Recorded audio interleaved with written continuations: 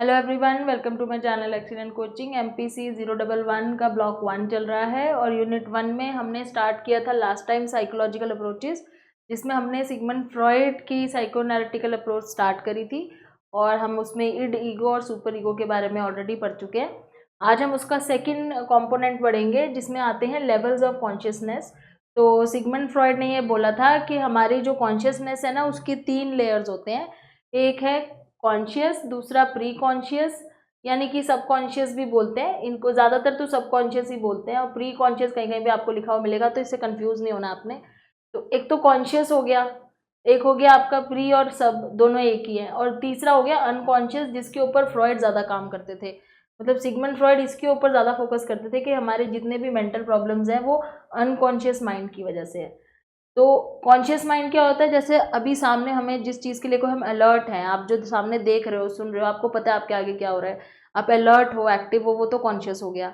Unconscious इसका उल्टा होता है, जिसमें आपको आपके माइंड में क्या चीज़ें दबी हुई है, पिछले पास्ट एक्सपीरियंसेस क्या रहे हैं जो आपको याद नहीं है।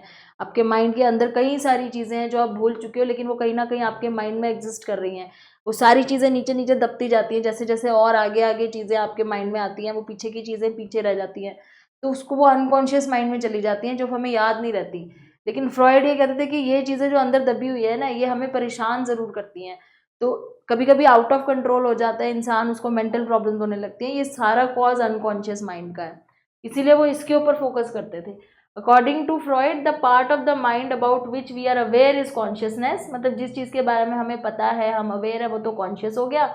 It is place where ego reside. तो कॉन्शियस पे ईगो रहता है, क्योंकि ईगो हमने पढ़ा था लास्ट टाइम, वो रियलिटी के ऊपर फोकस करता है ईगो, कि रियलिटी में क्या चीज़ हो सकती है, तो इसलिए वो कॉन्शियस में रहता है। It is a small part of mental life. The preconscious यानी कि जो सब कॉन्शियस जिसे हम बोलते हैं, of thoughts and activities that are easily made conscious by an effort to remember. तो प्री कॉन्शियस सब कॉन्शियस क्या चीज़ होती है, जैसे आपने एक हफ्ता पहले क्या किया था, आप सडनली नहीं बता पाओगे। अगर आपसे पूछे कि पिछले मंडे आपने क्या खाया था, आपको टाइम लगेगा सोचने में।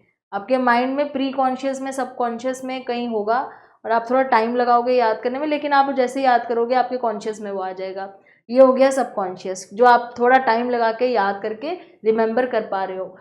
And the largest segment is the unconscious, क्योंकि अनकॉन्शियस में तो बहुत सारी चीज़ें हैं जो कई आपके पिछले, जब से आप पैदा हुए हो तब से जो चीज़ें आपके साथ होती जा रही हैं, वो धीरे धीरे आपके अनकॉन्शियस में चली जाती हैं, हम भूल जाते हैं। इसलिए ये सबसे बड़ा पार्ट है माइंड का, सबसे बड़ा सेगमेंट है।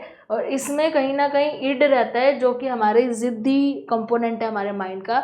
एक ज़िद्दी बच्चा जो हमारा इड है, वो हमारे अनकॉन्शियस माइंड में छुपा हुआ है। And it not easily reachable, और इसको ना रीच करना बड़ा मुश्किल है, इससे चीज़ें बाहर नहीं आती। हमारे साथ बचपन में क्या हुआ क्या नहीं हुआ हम भूल चुके होते हैं। कई बार वो चीज़ें आज हमें परेशान कर रही हैं, लेकिन वो हमें पता ही नहीं होता कि वो उस वजह से परेशान हो रहे हैं, क्योंकि बचपन में कुछ हुआ था, और उसको सोचना, उसको याद करना बड़ा मुश्किल हो जाता है। तो वो हमारे बिहेवियर को इन्फ्लुएंस करती है, सिगमंड फ्रॉइड ये मानते हैं। तो सुपर ईगो क्या है, resides at all 3 level of consciousness. Super ego सब जगह है। सुपर ईगो कॉन्शियस में भी है, प्री कॉन्शियस में भी है, अनकॉन्शियस में भी है, सब जगह पे है। वो तीनों जगह पे एग्जिस्ट करता है। Along with the mental structure, level of consciousness describe Freudian topographical structure of personality. तो जो हमारा स्ट्रक्चर है पर्सनालिटी का, वो ये कह रहे हैं कि वो यही 3 लेवल ऑफ कॉन्शियसनेस डिसाइड करते हैं। तो फ्रॉइड इन तीनों के ऊपर ही काम करते थे, और लेकिन बेसिकली इनका ये था कि अनकॉन्शियस में सारी चीज़ें हैं जो हमें परेशान करिए, उसको कैसे कॉन्शियस में लेके आना है। तो ये थे इनके लेवल ऑफ कॉन्शियसनेस, और ये हमारी पर्सनालिटी को भी डिफाइन करते हैं, मतलब हमारा बिहेवियर इन्हीं की वजह से होता है, फ्रॉइड ये मानते थे। फिर आगे आती हैं फ्रॉइड की स्टेजेस ऑफ साइकोसेक्सुअल डेवलपमेंट। ये क्या है, अब जैसे मैंने बोला था कि आपको लास्ट वीडियो में, कि फ्रॉइड ना चाइल्डहुड एक्सपीरियंसेस को बहुत ज़्यादा इंपॉर्टेंस देते थे, कि बचपन में हमारे साथ जो भी एक्सपीरियंसेस हुए हैं, वो हमारी जो डेवलपमेंटल स्टेजेस होती हैं अलग अलग, जो हम यहाँ पढ़ेंगे, एक के बाद एक डेवलपमेंटल स्टेजेस आती है, उसमें जो जो एक्सपीरियंस हुए हैं वो बहुत इंपॉर्टेंट है। क्योंकि प्रेजेंट टाइम में हम जो भी है, हमारा बिहेवियर जो भी है, या हमें जो भी प्रॉब्लम्स हैं, वो उसी वजह से हैं। तो साइको सेक्सुअल डेवलपमेंट बोलते थे इसको फ्रॉइड, क्योंकि इन्होंने अपनी ज़्यादातर थ्योरी जो है उसको सेक्सुअल ड्राइव या सेक्सुअल डेवलपमेंट के साथ ज़्यादा इन्होंने रिलेट किया है। और एक्चुअली यही बाद में क्रिटिसिज्म भी रहा था फ्रॉइड की थ्योरी का कि उन्होंने हर चीज़ में जो है ना वो सेक्सुअल फंक्शन को ज़्यादा फोकस किया है। तो अब इन्होंने साइकोसेक्सुअल डेवलपमेंट में Freud theorize that during childhood we pass through a number of psychosexual stages of development. Each stage of development represent a specific period of development where our basic needs arise and an under or over gratification of the need and any stage leave a strong impression. मतलब हमारे basic need हर stage पे होते हैं कुछ ना कुछ, और हमारे अंदर एक ग्रेटिफिकेशन होती है उस नीड को पूरा करने के लिए. तो यहाँ तो वो बहुत कम होगी अगर, तो भी प्रॉब्लम हो सकती है, या वो ग्रेटिफिकेशन बहुत ज़्यादा होगी उस नीड को पूरा करने की, तो भी प्रॉब्लम हो सकती है. और कई बार क्या होता है कि जब वो नीड पूरा नहीं होता तो एक फिक्सेशन हो जाती है, यानी कि वो इंसान जो है ना वो उसी नीड पे अटक जाता है जो उसका बचपन में पूरा नहीं हुआ, वो पूरी ज़िंदगी वो नीड उसको परेशान करता रहता है, वो वहीं फिक्स हो जाता है, और उसी से उसको साइकोपैथोलॉजी यानी कि मेंटल प्रॉब्लम्स जो है उसकी शुरुआत होती है एडल्ट लाइफ में. तो एडल्ट लाइफ में जो प्रॉब्लम हो रही है, कह रहे हैं उसके रूट्स चाइल्डहुड में है. कोई ना कोई किसी भी एक स्टेज में कोई ऐसा नीड होगा जो पूरा नहीं हुआ होगा, जिसकी वजह से वो आज के टाइम पे परेशान हो रहा है एडल्ट. ये स्टेजेस जो हैं इसमें सेक्सुअल इंस्टिंक्ट, लिबिडो, जो एनर्जी, सेक्सुअल एनर्जी होती है, जैसे कि इड में हमने देखा था कि इड जो एक ऐसा कंपोनेंट है जिसकी एनर्जी को लिबिडो बोला जाता है. तो सेक्सुअल इंस्टिंक्ट, लिबिडो, ये सारी सिचुएटेड है, इसके बारे में बात करेंगे. सो स्टेजेस स्टार्ट होती है. First stage is oral stage. तो पहला स्टेज जब बर्थ होता है बच्चे का, बर्थ टू 2 ईयर्स, इसको फ्रॉइड बोलते हैं. This is an oral stage.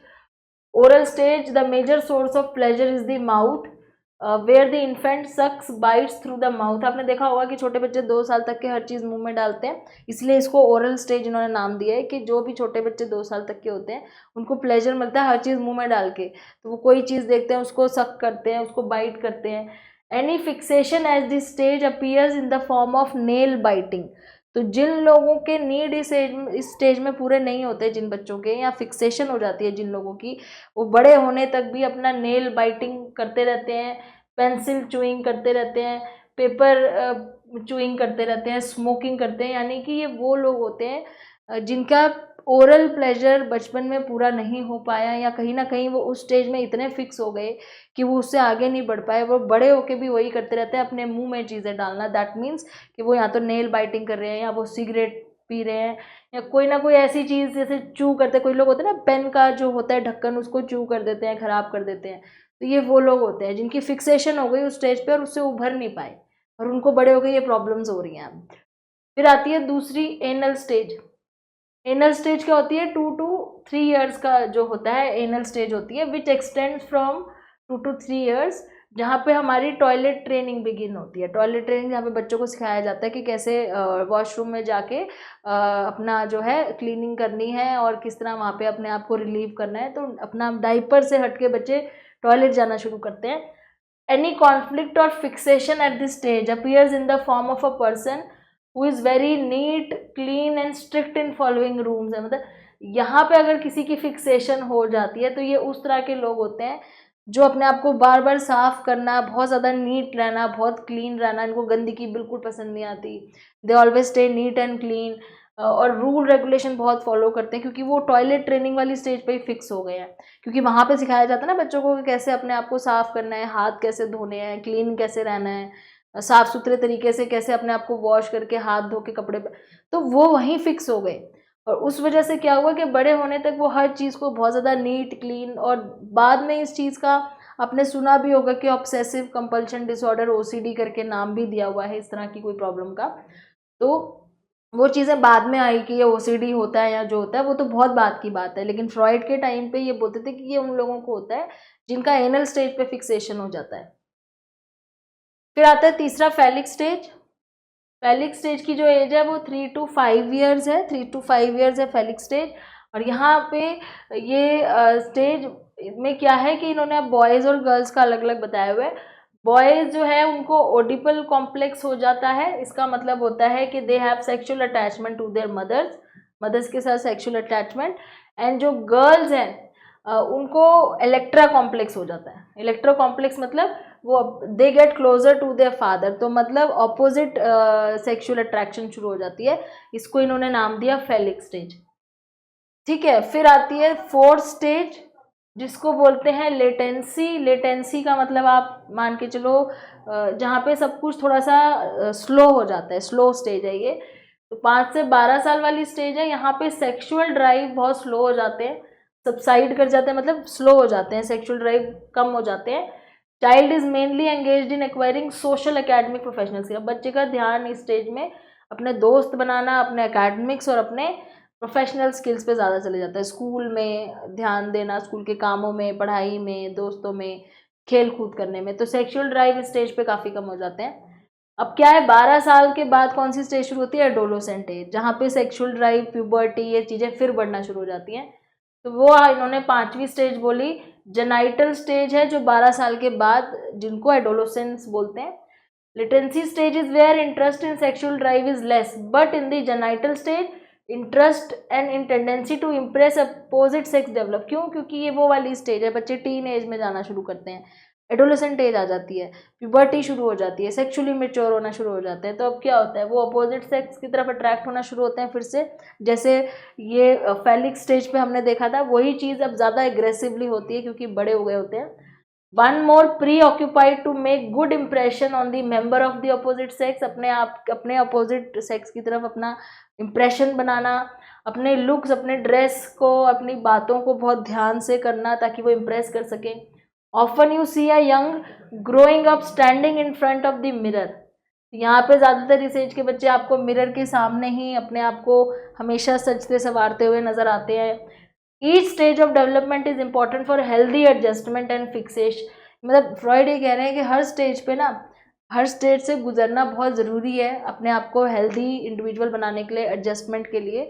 लेकिन अगर कहीं पे भी फिक्सेशन हो जाएगी ना किसी भी स्टेज में, तो आपको मेंटल प्रॉब्लम शुरू होंगी, साइकोपैथोलॉजी शुरू होगा, जो आपके बिहेवियर में नज़र आएगा। तो कोई भी स्टेज पे फिक्सेशन नहीं होनी चाहिए।